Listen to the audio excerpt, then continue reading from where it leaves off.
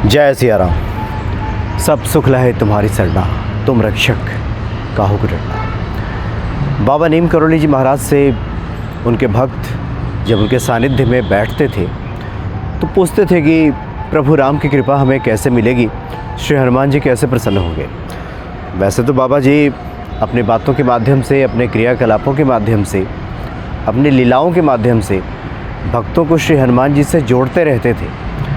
फिर भी कुछ भक्त इस तरह के प्रश्न जब पूछते थे तो बाबा जी एक ही बात का उत्तर देते थे कि लोगों की सेवा से, जो लोग ज़रूरतमंद हैं उनकी सेवा से।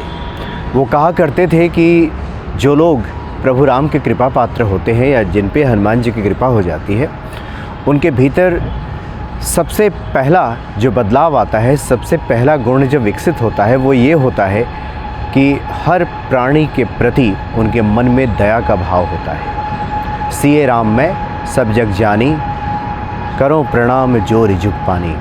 ये पूरा जो संसार है ये सिए राममय उस व्यक्ति के लिए हो जाता है। कण कण में ईश्वर का दर्शन होने लगता है, हर सूरत में प्रभु राम की मूर्ति ही दिखाई देने लगती है, यानी ईश्वर के सिवाय कुछ है ही नहीं, इस तरह उसको बोध होने लगता है, इस तरह उसको भान होने लगता है, इस तरह के उसके विचार हो जाते हैं। बाबा अपने क्रियाकलापों के माध्यम से भी भक्तों को ये बताया करते थे। सन 1966 की बात है, कैंची के आश्रम में वहाँ पे गायत्री महायज्ञ चल रहा था और कई दिनों से अनुष्ठान चल रहा था। प्रतिदिन काफ़ी बड़ी संख्या में जो पहाड़ी लोग हैं, आसपास के लोग हैं, वहाँ पहुँचते थे उस गायत्री महायज्ञ में शामिल होने के लिए।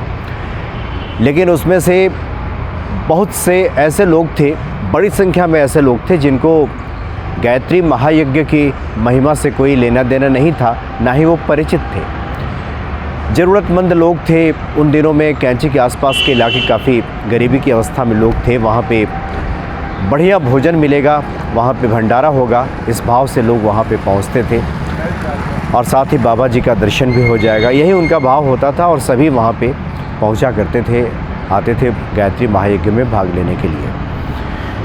अब तो कैंची के आश्रम के आसपास में चीज़ें बदल गई हैं। अब तो जीविकोपार्जन के बहुत से साधन लोगों के पास है और लोग अब वहाँ पे धनाढ़ भी दिखाई देते हैं। लेकिन ये 1966 के आसपास में इस तरह की ऐसी बातें नहीं थी। बड़ी संख्या में लोग बाबा से इसलिए ही मिलने आते थे कि उस दिन अच्छा पकवान, अच्छा भोजन मिलेगा। जब कैंची आश्रम जाना हुआ था मेरा, बहुत से ऐसी महिलाओं से बातचीत हुई जो बुज़ुर्ग महिलाएं थीं। उन्होंने इस बात को स्वीकार किया कि वो तो सिर्फ इसलिए जाती थीं कि बाबा के यहाँ आज भंडारा होगा और आज भरपेट अच्छा खाना खाने को मिलेगा, इस भाव से लोग जाते थे। तो गायत्री महायज्ञ में भी बड़ी संख्या में लोग वहाँ शामिल होने के लिए आए और गायत्री महायज्ञ का जो अनुष्ठान है पूरा होने के बाद, उस दिन का अनुष्ठान पूरा होने के बाद ही ये भंडारा होता था। दूर दूर से लोग उस दिन पहुँचे थे, काफ़ी दूर, दुर्गम रास्ते, पहाड़ी रास्ते। सबके मन में बातें आ रही थी, हज़ारों की संख्या में लोग थे कि अब संध्या हो चली है, रात्रि हो जाएगी, उसके बाद भंडारा होगा। ऐसे करके रात्रि के 8-9 बज जाएंगे। फिर दुर्गम पहाड़ी रास्तों से वो कैसे घर लौटेंगे, बहुत मुश्किल स्थिति हो जाएगी।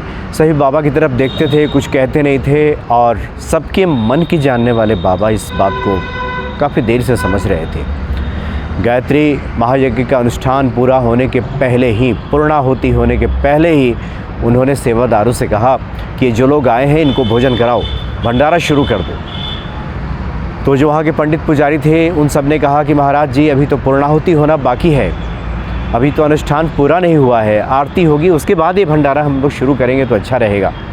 लेकिन बाबा नीम करोली जी महाराज ने कहा कि ये जो हज़ारों आत्माएँ, भूखी आत्माएँ जो यहाँ पे बैठी हुई हैं, जिनके भीतर स्वयं ईश्वर का वास है, इनके उदर में जब ये भंडारे के प्रसाद जाएगा उससे बड़ी पूर्णाहुति क्या हो सकती है। इसलिए भंडारा शुरू करो और सबको भोजन कराओ। काफ़ी देर से सभी भूखे बैठे हैं और यहाँ से सबको अपने घर भी जाना है, इसलिए यही पूर्णाहुति है। और बाबा ने भंडारा खुलवा दिया। यज्ञ का अनुष्ठान अभी पूरा नहीं हुआ था। जो प्रकांड विद्वान पंडित हैं अभी मंत्रोच्चार में लगे हुए थे, आरती होनी बाकी थी। लेकिन हज़ारों जो लोग बैठे हुए थे, जो स्वयं सब में जो ईश्वर वास करते हैं, इस भाव से बाबा नीम करोली जी महाराज ने सबके लिए भंडारा खुलवा दिया और सब ने छक कर के खाया। और बाबा ने अपने भक्तों को ये संदेश दिया कि जो भी प्राणी इस संसार में दिखाई देता है, सबको भोजन दान से बड़ा तो कोई दान है ही नहीं। जो लोग भूखे प्यासे लोग हैं, उनकी आत्मा अगर तृप्त हो जाए, उनकी क्षुधा पूर्ति हो जाए, तो इससे बड़ी पूर्णाहुति तो कुछ हो ही नहीं सकती। इसलिए ईश्वर की जो प्रसन्नता है, वो प्रसन्नता प्राप्त होती है लोगों की सेवा से। जो भी ज़रूरतमंद लोग हैं, जिनकी भी कुछ आवश्यकताएं हैं, और जो सामर्थ्यवान लोग हैं, उन आवश्यकताओं की जब पूर्ति कर देते हैं तो ईश्वर की प्रसन्नता के वो पात्र बन जाते हैं। ऐसे अनगिनत बाबा की लीलाएं हैं जो अपने भक्तों को समय समय पर दिखाया करते थे, बताया करते थे कि इस प्रकार से आप हनुमान जी की आराधना कीजिए, आप हनुमान चालीसा का पाठ कीजिए, पूजा पाठ कीजिए। लेकिन जो भी आगंतुक आपके दरवाजे पे आ गया है, उसे भूखा ना लौटाएं। अपनी थाली में से 2 रोटी उसे भी खिला दीजिए, और यही सबसे बड़ी पूजा है। आज भी जो बाबा नीम करोली जी महाराज के भक्त हैं, इस मूल मंत्र को समझते हैं, इसलिए उनके द्वार हमेशा ज़रूरतमंदों के लिए खुले रहते हैं। तो ऐसे दयालु हैं, परम दयालु हैं बाबा नीम करोली जी महाराज। जय सिया राम।